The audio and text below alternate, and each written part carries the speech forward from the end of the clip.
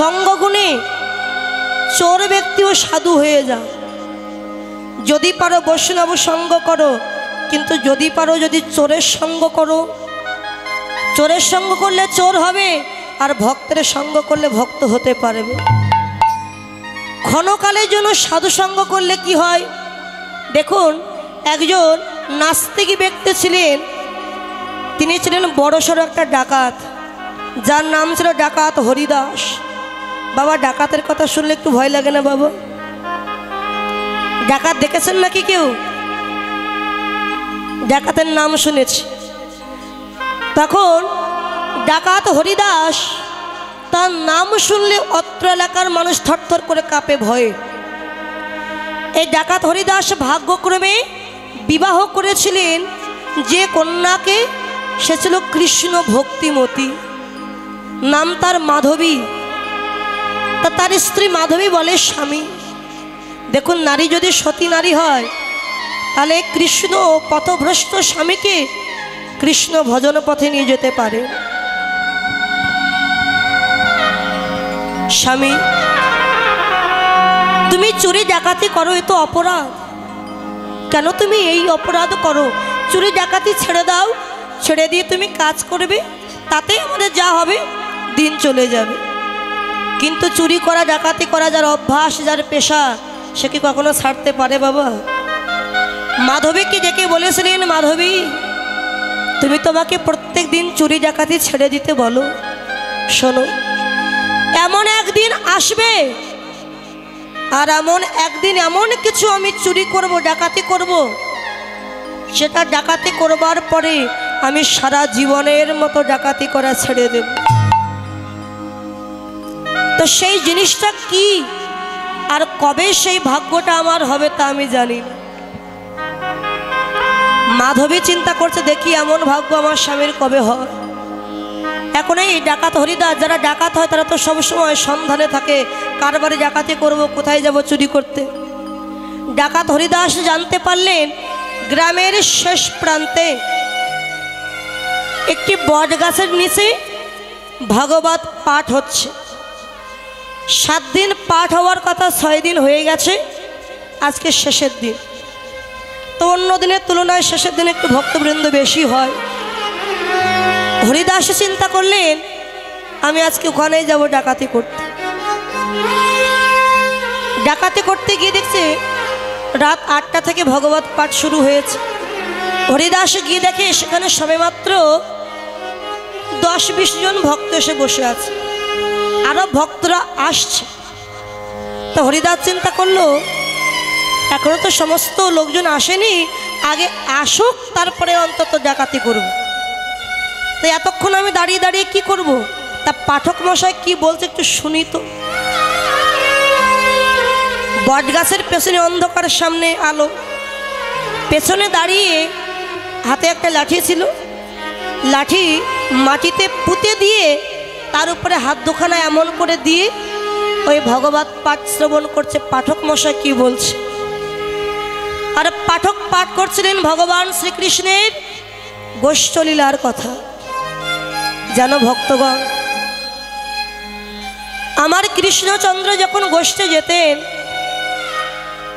মা যশোমতী কৃষ্ণকে প্রত্যেক দিন 9টা স্বর্ণ অলঙ্কার দিয়ে সাজিয়ে দিতেন।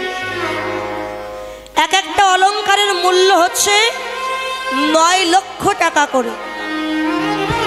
যেই না কথাটা বলেছে যে এক একটা অলঙ্কারের দাম 9 লক্ষ, হরিদাসের তো শুনেই চোখ বড় বড় হয়ে গেছে। কি, একটা অলঙ্কারের দাম 9 লক্ষ টাকা? এতদিনে চুরি করেছে, ডাকাতি করেছি, 2-10 হাজার টাকা পেয়েছি, 2-5 ভরি সোনা পেয়েছি, কিন্তু এত সোনার সন্ধান তো আমি কখনো পাইনি। একটা অলঙ্কারের দাম যদি 9 লক্ষ হয়, 9টা অলঙ্কারের দাম কত হলো বাবা? 9 নং 81 লক্ষ টাকা। সর্বনাশ, এত টাকা তো আমি জীবনে কখনো চোখে দেখিনি।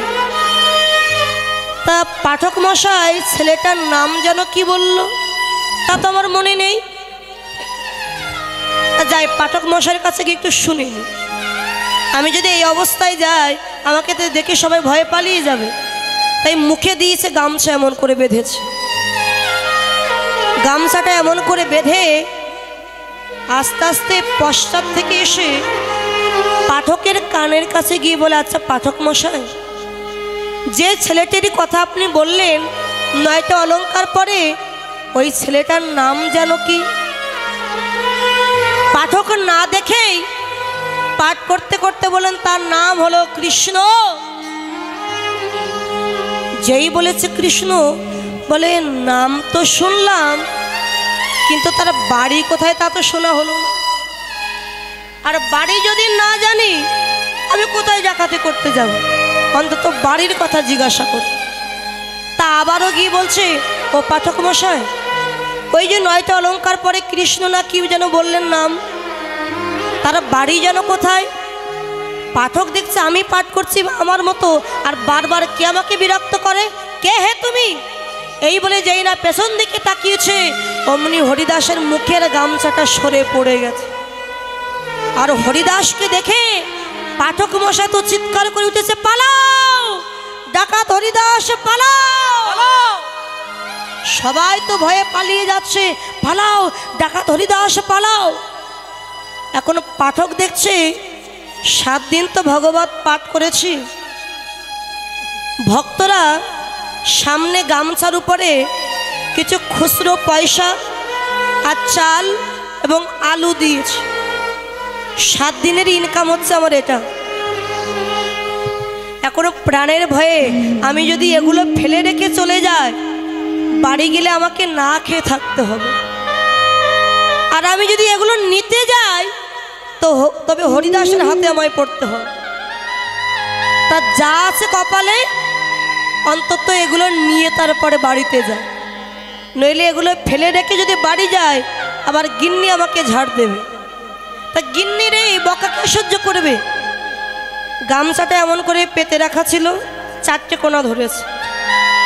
4টে কোণা ধরে এক হাত দিয়ে ধুতি আর এক হাত দিয়ে গামছাটা ধরে পাঠক মশাই বাতাসের বেগে ছুটে যাচ্ছে, পালাও। যত ছুটে যায় আর হরিদাসও তার পশ্চাতে ছুটে যাচ্ছে, দাঁড়ান, যাবেন না, দাঁড়ান। কিন্তু কেউ কে দাঁড়ায়? হরিদাস যে পেছনে, যত ছুটে যায় গামছার একটা কোণা খুলে গেছে, চালগুলো সব পড়তে পড়তে যাচ্ছে। আর চালকে অনুসরণ করে হরিদাসও চলেছে তার পশ্চাৎ। ঘরে কি দরজায় ধাক্কা দিচ্ছে, গিন্নি দরজা খোলো, শীঘ্র দরজা খোলো গিন্নি। তার স্ত্রী দরজা খুলে বলছে, এ কি স্বামী, তুমি এমন করে হাঁপাচ্ছ কেন? আর তোমার তো কালকে বাড়ি আসার কথা, আজকে তো নয়, তুমি হঠাৎ করে ঘরে এলে কেন স্বামী? আর বলো না গিন্নি, আমার পেছনে হরিদাস, ডাকাত হরিদাস এসেছে। তার স্ত্রী একটু হেসে বলে, স্বামী তোমার কিছু খুচরো পয়সা আর এই চাল আর আলুর জন্য ডাকাত পড়েছে তোমার পেছনে? বিশ্বাস করো গিন্নি, সত্যি আমার পেছনে ডাকাত পড়েছে। শিগগিরই করে দরজা জানালা সব বন্ধ করে দাও। বন্ধ করে দিয়ে ভিতরে চুপটি করে বসে আছে। এদিকে চালকে অনুসরণ করে হরিদাসও তার বাড়ির সামনে এসে দাঁড়িয়েছে। এসে দেখছে দরজা বন্ধ, দরজায় ধাক্কা দিচ্ছে, দরজা খুলুন, কে আছে, দরজা খুলুন। ও গিন্নি, ওই দেখো হরিদাস এসেছে আমার বাড়ি। স্বামী তুমি চিন্তা করো না, আমি দেখছি। তার স্ত্রী ঘরের দুয়ার খুলে দিয়ে বলে, কে বাবা তুমি? হরিদাস বলে, আমায় চিনতে পারছেন না? আমার নাম ডাকাত হরিদাস। শুনুন, আমি আপনাদের কোনো ক্ষতি করতে আসিনি, আমি শুধু আপনার স্বামীর সঙ্গে দেখা করতে এসেছি। আপনার স্বামী কোথায়? বলে, বাবা সে তো তোমার ভয়ে ওই ঘরে বসে থরথর করে কাঁপছে। দেখুন, আমি তো বললাম কোনো ক্ষতি করব না, আমাকে আপনার স্বামীর কাছে নিয়ে চলুন। নিয়ে গেছে। এই যে পাঠক মশাই, আপনি অকারণে ছুটলেন আর আমাকেও ছোটালেন। আপনি শুনুন, আপনি শুধু একবার আমাকে বলুন কৃষ্ণের বাড়িটা কোথায়, আমি চলে যাব, শুনে আর কিছু জিজ্ঞাসা করব। পাঠক বলে, বাবা আমি তো জানি না, তবে ভাগবত বলছে কৃষ্ণের বাড়ি হলো বৃন্দাবনে। সত্যি বলছেন তো? হ্যাঁ বাবা সত্যি বলছি। এই দুইটা কথা মুখস্থ করে নিয়েছে হরিদাস, কৃষ্ণ বৃন্দাবন, কৃষ্ণ বৃন্দাবন, কৃষ্ণ বৃন্দাবন। দেখুন পাঠক মশাই, আপনি যখন আমাকে এতগুলো স্বর্ণ অলঙ্কারের সন্ধান দিলেন, আমি আপনাকে কথা দিলাম বৃন্দাবনে গিয়ে কৃষ্ণের অলঙ্কার ডাকাতি করে আমি ফিরে আসার সময় একটা অলঙ্কার আমি আপনাকে দিয়ে যাব। আপনাকে আর জীবনে পাঠ করে খেতে হবে না, বসে খেতে পারবে। তখন পাঠক মনে মনে বলছে, ও চোর হলে কি হবে, বংশ ভালো। ঠিক আছে বাবা দিও। বাড়ি চলে গেছে হরিদাস। স্ত্রীকে ডাক দিয়েছে, মাধবী, ও মাধবী, তুমি না বলেছিলে ডাকাতি ছেড়ে দিতে,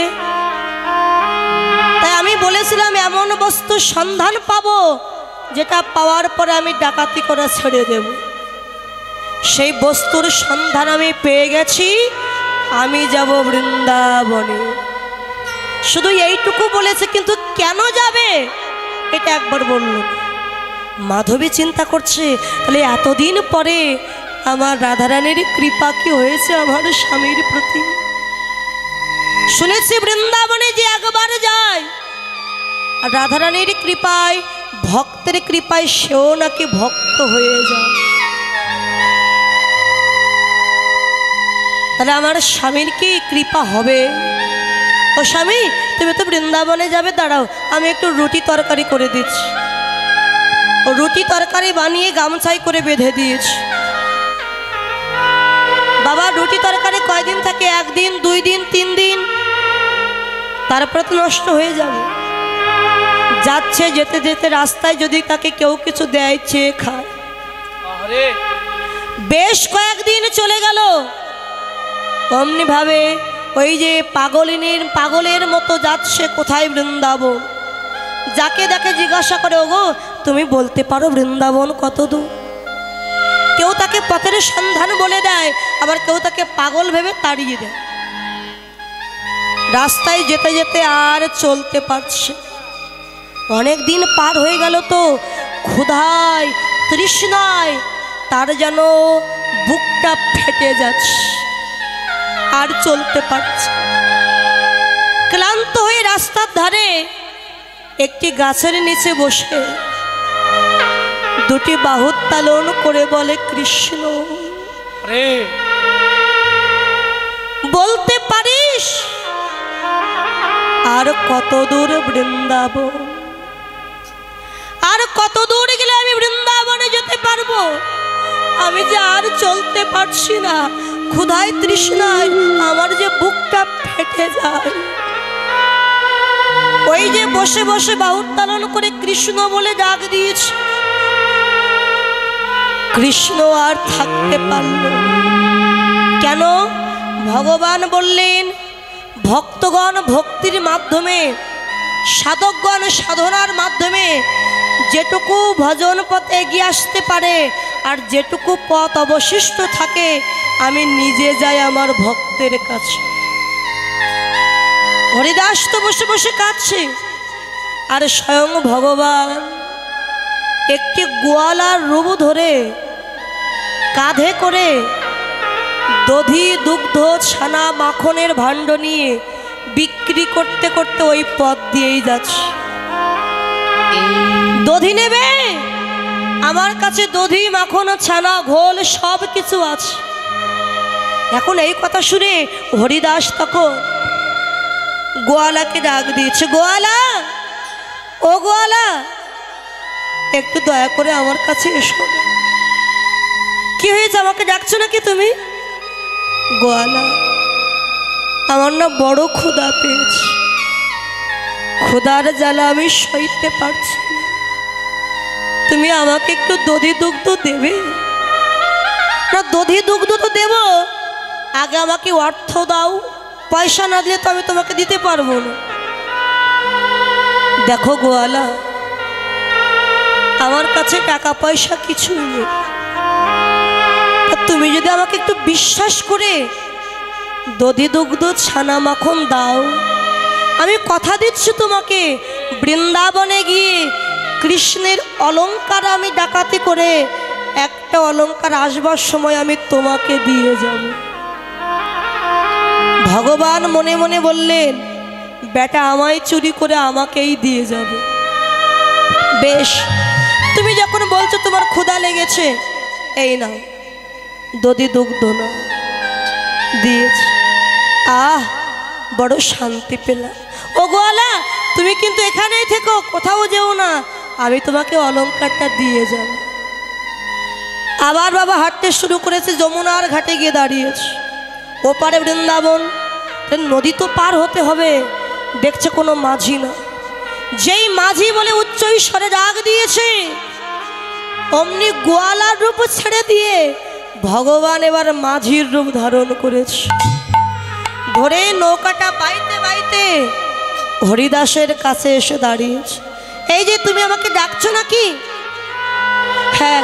ও মাঝি, আমাকে একটু পার করে দাও। বাবা মাঝি রূপ ধরেছে, তবে কেমন? 7 থেকে 8 বছরের একটা ছেলে, কালো কুচকুচে অঙ্গের বরণ, 8 বছরের একটা ছেলে মাঝি হয়ে নৌকাটা নিয়ে এসেছে। আমি না একটু ওপারে যাব, আমাকে একটু পার করে দাও। পার করবো, আগে করি দাও। দেখো আমার তো কোনো করি না, তুমি আমাকে একটু দয়া করে পার করে দাও। আমি বৃন্দাবনে গিয়ে কৃষ্ণের অলংকার ডাকাতি করে আমি আরেকটি অলংকার তোমায় দিয়ে যাব। বেশ, এসো তাহলে, আমি পার করে দিচ্ছি। যেই না নৌকায় চরণটা দিতে গেছে, আবার ফিরিয়ে নিয়েছি। ও মাঝি, তুমি তো শিশু, তুমি কি আর এই নৌকা চালাতে পারবে? তুমি না হয় তোমার বাবাকে ডাক দাও। ভগবান তখন মনে মনে বললেন, ওরে, সারা জগতের বাবা হলাম আমি, যে একবার পারের আসে আমার ঘাটে এসে দাঁড়ায়, আত্মনিবেদন করে কেঁদে বলে, ওগো কৃষ্ণ দয়াময়, আমাকে কৃপা করে তুমি পার করে দাও। আমি যে তাকে পার করে দিই। তোমার ভয় নেই, আমি এই কাজই করি ছোট্টবেলা থেকে, আমি তোমায় পার করে দিতে পারবো। এসো। পার করে দিয়েছি। বৃন্দাবনে গিয়ে যার সঙ্গে দেখা হলো প্রথম, বলছে, আচ্ছা ভাই বলো না এখানে কৃষ্ণ কোথায়? কৃষ্ণ যে ভগবান এটা কিন্তু হরিদাস জানে। সে জানে কোন রাজার ছেলে কৃষ্ণ, তাই এত অলংকার দিয়ে সেজে গুজে ঘুরে বেড়ায়। কেউ তাকে বলছে ও কৃষ্ণ দেখবে, তখন উপহাস করছে লোকে, কেননা চিন্তা করছে এত বছর পরে আবার একে যে কিনা কৃষ্ণের খুঁজতে এসেছে, সন্ধানে এখানে বৃন্দাবনে এসেছে। তো উপহাস করে বলছে, ও বৃন্দাবনে কৃষ্ণ দেখতে এসেছো, এই রাস্তার ধারে অপেক্ষা করো, দেখবে সকালবেলা গরু বাছুর নিয়ে কৃষ্ণ মাঠে যাচ্ছে। সত্যি বলছো? হ্যাঁ সত্যি বলছি। তাহলে আর দেরি করলে চলবে না, রাতটুকু এখানে কাটিয়ে সকাল হতে না হতে রাস্তার উপরে আমায় বসে থাকতে হবে। যদি কৃষ্ণ আসে, সকাল হতে না হতে রাস্তার উপরে বসে আছে, কখন কৃষ্ণ আসবে? ভক্তির ভগবান, ভক্তির জন্য নবলক্ষ ধেনু আর 12 রাখাল সৃষ্টি করে হই হই রব করে ওই পথ দিয়ে আসছে। ওই তো ওই তো শাখাগণ আসছে, কৃষ্ণ আসছে, ওই তো হই হই শব্দ শোনা যাচ্ছে। সবার সামনে যে এসেছে এমন করে গিয়ে দাঁড়িয়েছে হরিদা। এই ছেলে, এই সত্যি করে বল, তুই কি কৃষ্ণ? সে বলছে, না গো, আমি কৃষ্ণ নই, আমার নাম তো শ্রীদাম। কৃষ্ণ পেছনে আসছে, তারপরে যে আসছে তাকে দেখে বলছে, এই ছেলে, তুই কি কৃষ্ণ? না গো, আমার নাম তো সুদামা, কৃষ্ণ তো পেছনে। এমনি ভাবে সব শাখাগণকে পার করে তারপরে যে একটা বালক আসছে তার কাছে দাঁড়িয়েছে। এই, তুই কি কৃষ্ণ? ভগবান বলে, হ্যাঁ গো, আমি হলাম কৃষ্ণ। দেখি তো, এ যদি কৃষ্ণ হবে, এসে 9টা অলংকার আছে কিনা দেখি। মাথায়, গলায়, হাতে, পায়ে, কোমরে গুনে দেখছে বাবা, সে 9টা অলংকারই তার আছে। তাহলে তো পাঠক মশাই মিথ্যা কথা বলিনি, এই তো সেই 9টা অলংকার। এই ছেলে, তুই কোনো চিৎকার করিস না, আমি তোকে প্রাণে মারবো না, আমি শুধু তোর অলংকারগুলো খুলে নিয়ে চলে যাব। গামছাটা পেতেছে মাটিতে, একটা করে অলংকার খুলছে। ছোট্ট বাচ্চা ছেলে, 7টা অলংকার খোলা হয়ে গেছে বাবা, বাকি রইল 2টা অলংকার। সে দুখানা হচ্ছে চরণের দুখানা সোনার নূপুর। এত খুলছে, খুলতে পারছে। এই ছেলে, এমন করে শক্ত করে বেঁধেছিস কেন? আমি নূপুর খুলতে পারছি। ভগবান বলে, আমি বাঁধিনি, আমার মা আমায় বেঁধে দিয়েছে। যখন হাত দিয়ে খুলতে পারলো না, চিন্তা করলো এরপরে তো সকাল হয়ে গেলে সবাই জানতে পারবে, আমাকে ধরে ফেলবে। হাত দিয়ে তখন খোলা বাদ দিয়ে মাথাটা নিচু করে দাঁত দিয়ে ভগবানের চরণের নূপুর দুখানা খুলছে। যখন দাঁত দিয়ে খুলতে গেছে, ভগবানের চরণের ধুলি হরিদাসের বদনে লাগছে। হরিদাসের 2টি নয়ন জলে যেন বুক ভেসে যায়।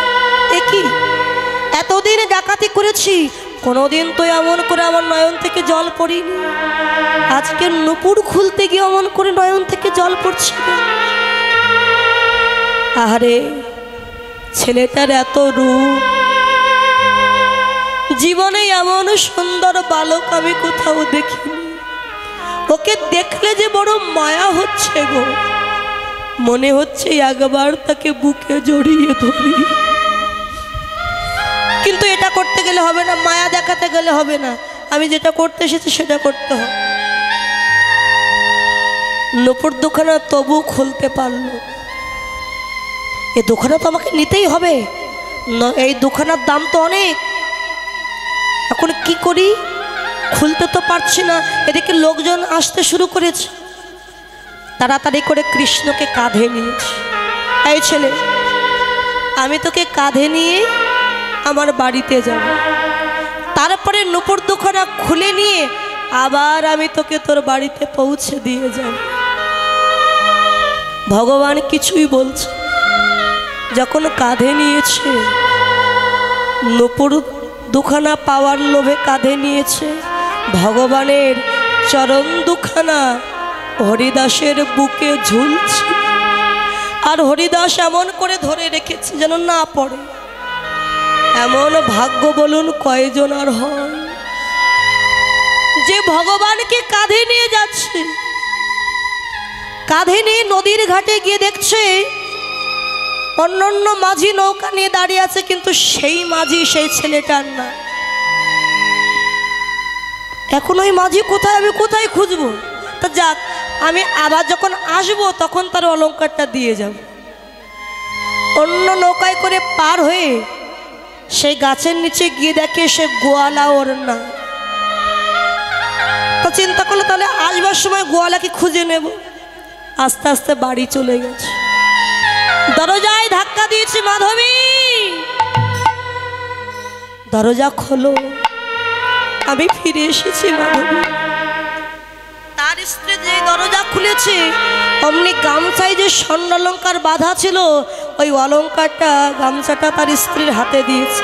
দেখো দেখো মাধবী, আমি বৃন্দাবনে গিয়ে আমি কৃষ্ণ ডাকাতি করে এনেছি। এত অলঙ্কার দেখে মাধবী চিন্তা করলো, তাহলে আমি ভেবেছিলাম আমার স্বামী বোধহয় বৃন্দাবনে ভক্ত হতে যাচ্ছে, কিন্তু সে কি করলো? বৃন্দাবনে গিয়ে কোনো রাজার সন্তানকে হত্যা করে তার অলঙ্কারগুলো ডাকাতি করে নিয়ে এসেছে। স্বামী, এ কি করলে তুমি? বৃন্দাবনে গিয়ে তুমি কোনো নিষ্পাপ শিশুকে হত্যা করে তার অলঙ্কার ডাকাতি করে এনেছো? না মাধবী, বিশ্বাস করো, আমি কাউকে মারিনি, আমি কৃষ্ণ ডাকাতি করে এনেছি।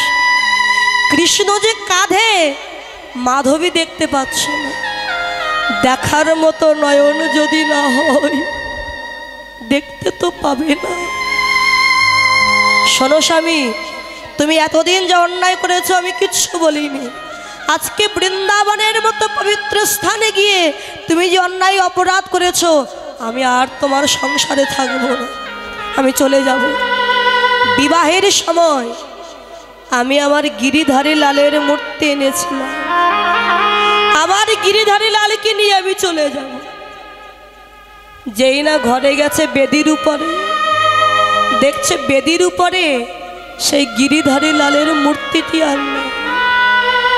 স্বামী, তুমি এত অপরাধ করেছো, অন্যায় করেছো যে আমার গিরিধারী লাল পর্যন্ত আজ আমায় ছেড়ে চলে গেছে। সরে যাও। না মাধব, আমি তোমাকে যেতে দেব না, এমন করে হাত দুখানা রেখেছি। সরে যাও বলছি। এই বলে যেই স্বামীর হাতের উপরে হাত দিয়ে সরাতে গেল, অমনি দেখে স্বামীর বক্ষে ছোট দুখানা চরণ ঝুলছে। আস্তে আস্তে কাঁধের দিকে তাকিয়ে দেখে সেই চেনা বদন। যেমন তার গিরিধারী লালকে দেখে ঠিক তেমন ছোট্ট একটি বালক, কুচকুচে কালো অঙ্গের বরণ, আর মাথায় চাচুর চিকুরি কেশ। স্বামী, তোমার কাঁধেও কে?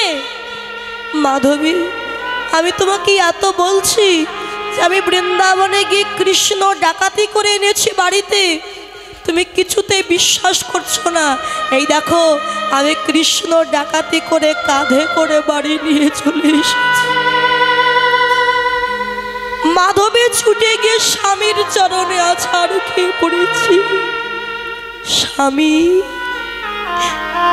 তুমি কত ভাগ্যবান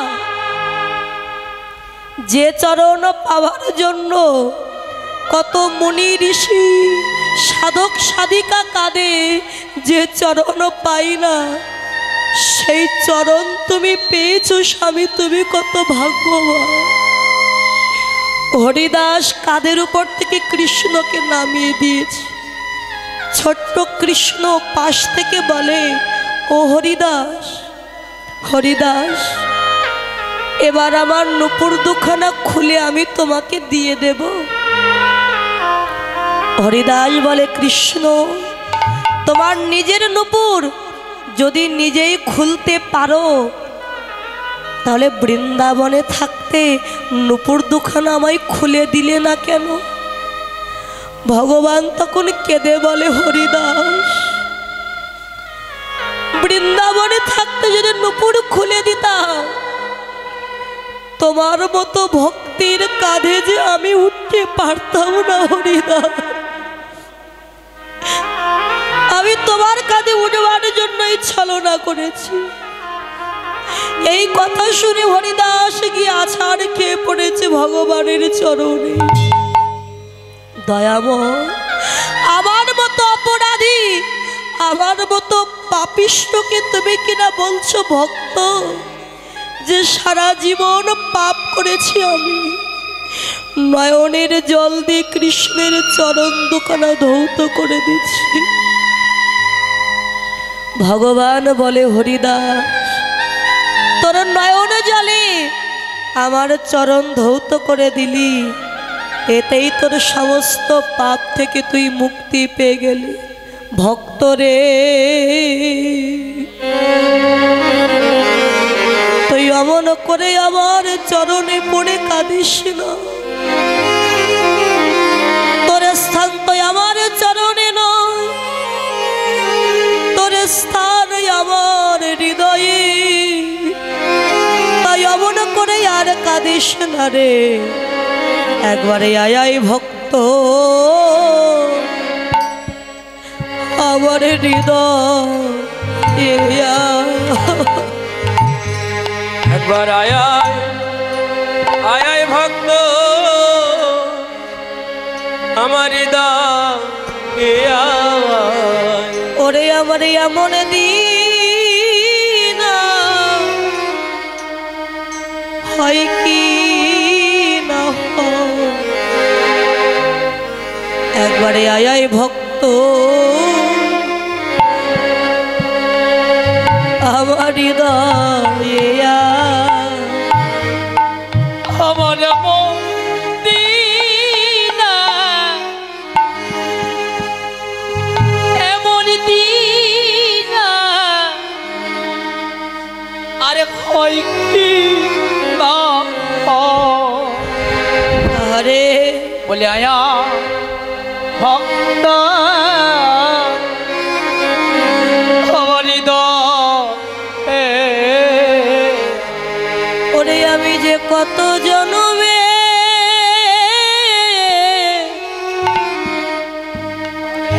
আমি অপরাধী, একবারে আয় ভক্ত আমার হৃদয়ে। আমি কত জন্মে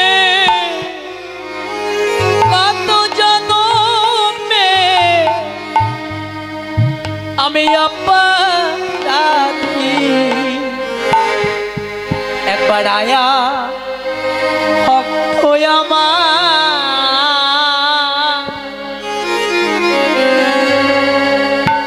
হৃদয়ে।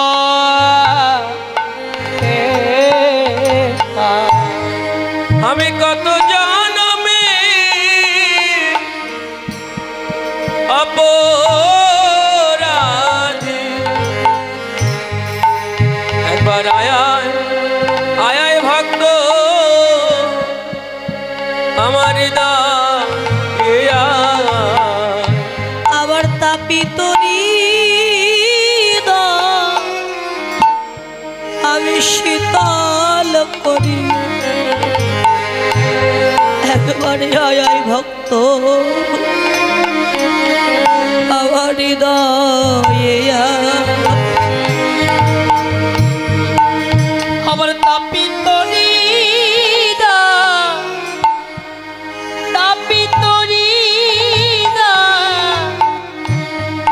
শীতল একবার আয়া ভক্ত আমার হৃদয়ে। আমার তাপিত হৃদয় আমি শীতল করি, একবার আয় ভক্ত আমার হৃদয়ে। হরিদাস কেঁদে বলে ওগো দয়াময়, আত্মহংকারে গর্বিত হয়ে পাপ পঙ্কিলে নিমজ্জিত হয়ে তোমায় আমি চিনতে পারিনি। আমি যে বহু জন্মের অপরাধী, আজ যখন তোমায় আমি কাঁধে করে আমার বাড়িতে আনলাম, কথা দাও প্রভু সদা সর্বদাই আমার এই কুটিরেই তুমি থাকবে, আমার এই কুটিরেই তুমি পূজিত হবে। আমি নিতুই নিতুই তোমায় পূজা করব, আজ থেকে কোনো অপরাধ নয়, চুরি ডাকাতে আমি সব ছেড়ে দিলাম। আমি নিতুই নিতুই তোমায় পূজা করিব। কি দিয়ে জানো, আমার তো দেওয়ার মতো কিছু নয়, তাই কি দিয়ে পূজা করব জানো? আমার নয়ন গঙ্গার জলে চরো আমি পূজা করিব। নয়ন গঙ্গা জলে চরো জলে চর তোমার ওই চরণ আমি পূজা আমি করব। পূজা করিব। আমার দেওয়ার মতো কিছু নাই দয়া, নয়ন গঙ্গার জলে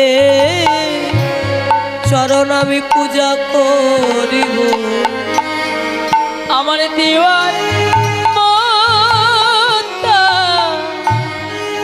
দেওয়ার মতো রাধে আর কিছু নয় দয়া। আমার নয়ন গঙ্গা জলে পাদুকা চরণ আমি পূজা করি। সেদিনে যেন চরণ ছাড়া করো না গো প্রভু গো।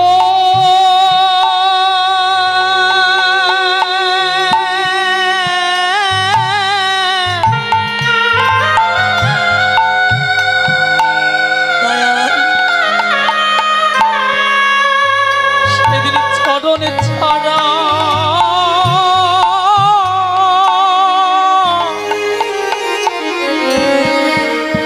সবাই কোনো কোনো থাকো তোমার ওই চরণে